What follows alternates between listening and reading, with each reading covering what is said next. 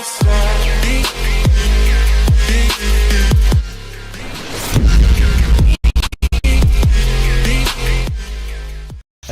good morning guys. Welcome back to my channel. Ayan. This is my 52 days of my jogging. Yun. Wake up guys. Let's go. Papawis tayo. Let's go. Ayan guys, start na tayo tumakbo. Nakapaglakad na tayo ng isang ikot. So, pwede na warm up yun. So, nag-iisa tayo ulit ngayon. At si Bilan Wonder Vlog ay nagpahinga uli at hindi siya kasi pwedeng mabigla. Yan. Alternate lang every other day. Parang napagod siya kahapon.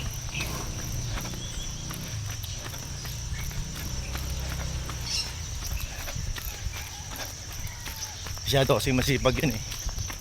Pag nasa bahay yun, linis ang buong bakuran.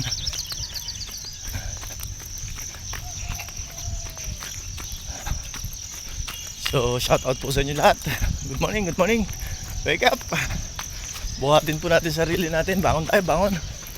Tayo po yung mag-exercise. Maganda po yan sa ating katawan. Malaking bagay po na tayo gigising sa umaga para mag-exercise.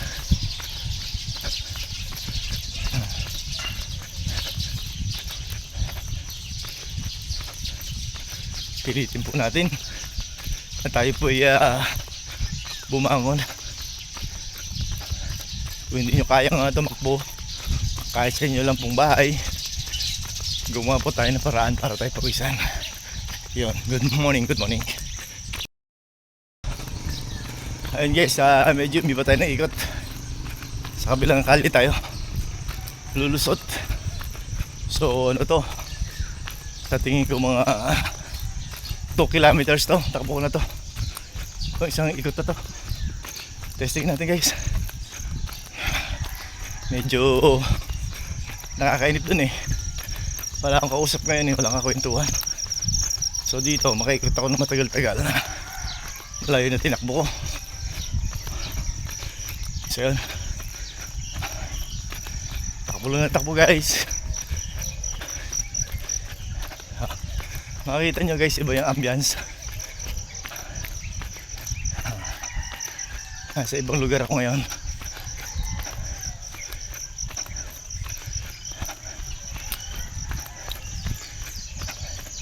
Ikot tayo dito sa iba. Ang lusot natin dito sa may 7-Eleven.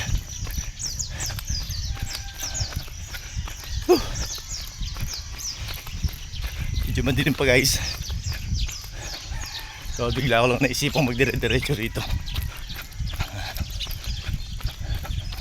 Para yung isang ikot ko ay parang 2 ikot na doon.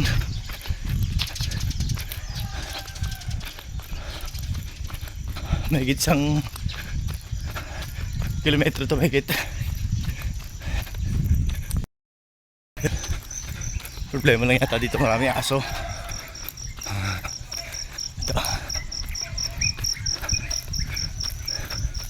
Iba pa rin umikot doon guys sa Palibutan Plaza. Wala kang makikitang aso. Problema natin dito, marami aso. Ingat lang.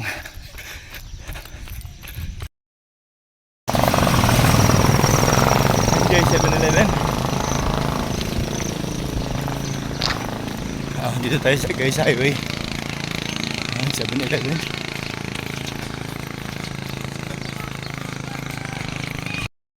Mo na dyan, eh. Yay! Yung bata maaga pa eh. Matakbo na rin.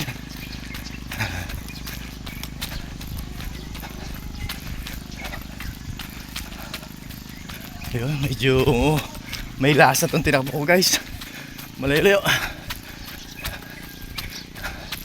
Sulit guys yung isang ikot ko dito. Hatumbas na 2 ikot doon.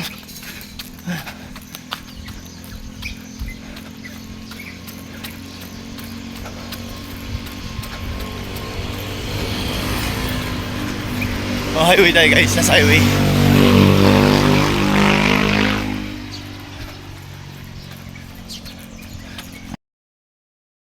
Yun. Bumabot na tayo dito sa ating ikutan guys.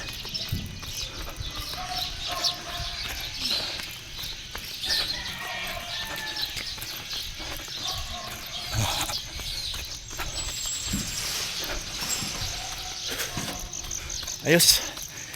Isang ikot tayo guys ng malayo. Sa tingin ko mga 1.5 kilometers yun guys. More or less. Tagis kasi ako agad eh. Oh.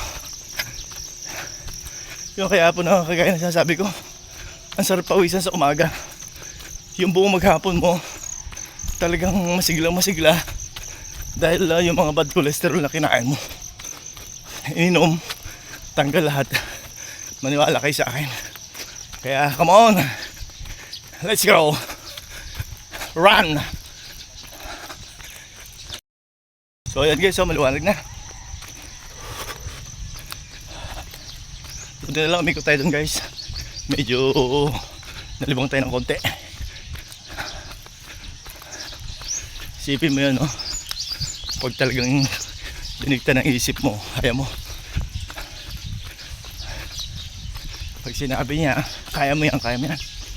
Iba talagang power ng mind.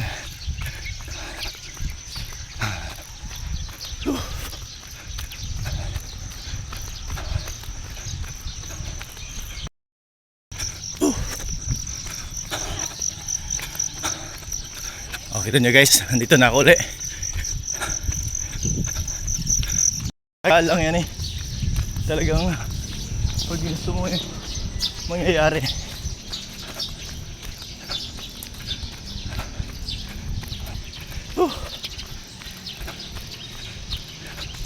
Yan, shoutout po kay Bilin Wonder Vlog. Kay Kuya Jom, sa aking pare. Good morning. Sa po ng mga vloggers sa buong mundo, sa mga OFWs na lagi ko sinasabi kayo pong bagong bayani ng Pilipinas. Good morning. Saludo po sa inyo. God bless.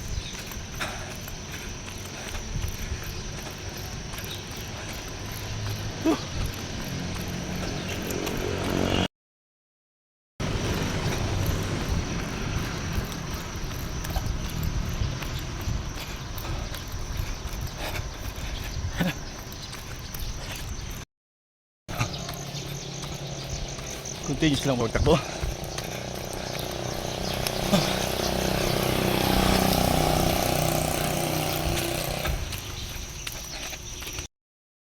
Ayan, dito tayo sa harapan ng barangay.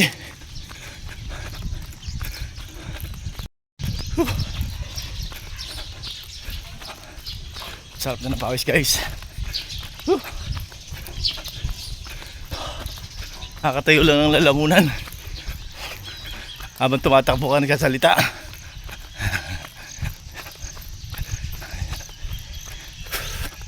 Ito lang kagandahan dito guys. Nakapagpapawis na ako, nakapag-vlog pa ako. Diba? Double purpose.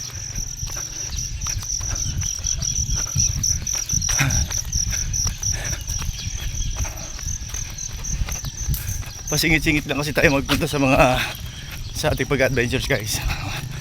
Medyo singit-singit lang pag may time. Adventure tayo sa mga bundok, kuweba, falls. Ayan, pang relax din yun eh, kasama na rin sa pagbablog. Yun, hingal kalabaw guys. Lakad na tayo, lakad. Isang ikot tayo, lakad muna. Okay na yan. Ang importante kasi guys, pawisan ka. Hindi mo naman kailangan tumakbo ng matulin. Hindi mo rin kailangan tumakbo ng napakalayo.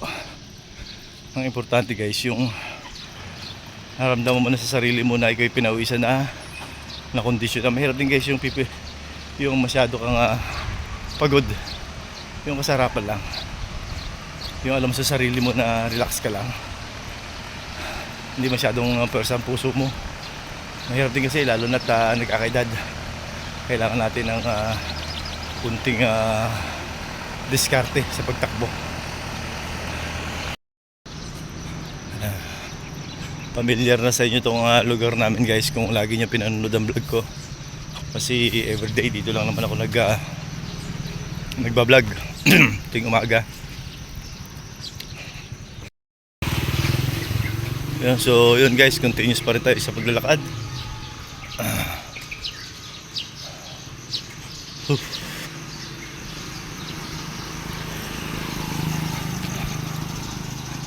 Ayan. Sarap talaga yung pagpawisan guys. Basta sa every morning guys, mga dapat natin gawin: pagkagising, stretching, siyempre magdasal ka muna, pasalamat ka sa Panginoon Diyos at nagising pa tayo. Yan, tapos inom ka ng isang baso na maligamgam na tubig. O maaari ngayon mainit pa. Huwag kang munang iinom ng kahit anong mainom na kape o ano pa man yan. Basta tubig mo na mainit. So para ma-wash out yung ating kinaing marurumi. Yan. Malaking bagay po yun. Ayun po ang aking ginagawa bago ako uminom ng iba pang mga dapat inumin at dapat kainin. Ayun, simpleng tips lang po yun sa ating kalusugan. Simpleng tips pero epektibo. Kasi pati yung ating mga plema, yung mga kung sinisipong ka, inuubo ka, mawawala yun eh. Pag lagi mong ginagawa yun, malaking bagay po yun. Nakakatulong na mabuti sa atin, sa ating mga nararamdaman sa katawan. Ayan, diretso pa rin tayo guys sa paglalakad. At ipagpapatuloy natin sa loob yung ating exercise. Ayan, papasok na tayo guys sa loob ng compound ng plaza. Doon natin ipagpapatuloy yung ating exercise. Ayan, samahan niyo pa ako. So marami pa rin naglalakad sa labas. Pero kasi iba rin talaga yung exercise mo rito sa loob. Hindi na kasi tayo nakapag-gym guys. Kaya kahit dito malang kunting sit up, push up, malaking bagay. Ayun guys, diretso tayo. Exercise tayo, dire-diretso natin. Samahan niyo ako. Let's go!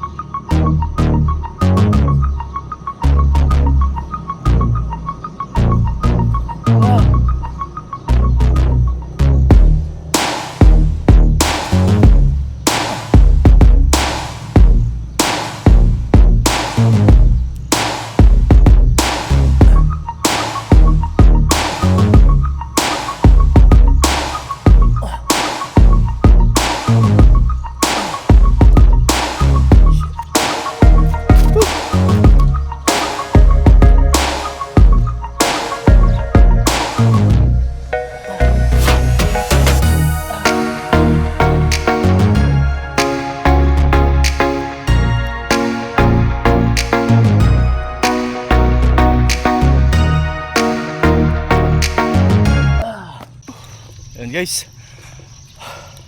Ang sarap ng pakiramdam. Natapos naman natin yung ating exercise, yung ating daily routine. Yan, pang 52 days ko na guys ng pagtakbo. Ayun, thank you Lord. At sa patuloy na kalakasang binibigay mo sa akin. Siyempre sa lahat po ng mga taong nananalig sa iyo, pagpalain niyo po. Muli guys, thank you very much po sa inyong lahat, lalo na po sa inyo mga OFWs na palagi ang nakatutok sa akin channel. Yan, katulad ng sinabi ko, kayo pong bagong bayani ng ating Pilipinas, ating bansang Pilipinas. Saludo po ako sa inyo guys, saludo po. Ayan, sa mga friends ko po sa other countries, yan, good morning, good morning. God bless at all. Yun na, goodbye for now.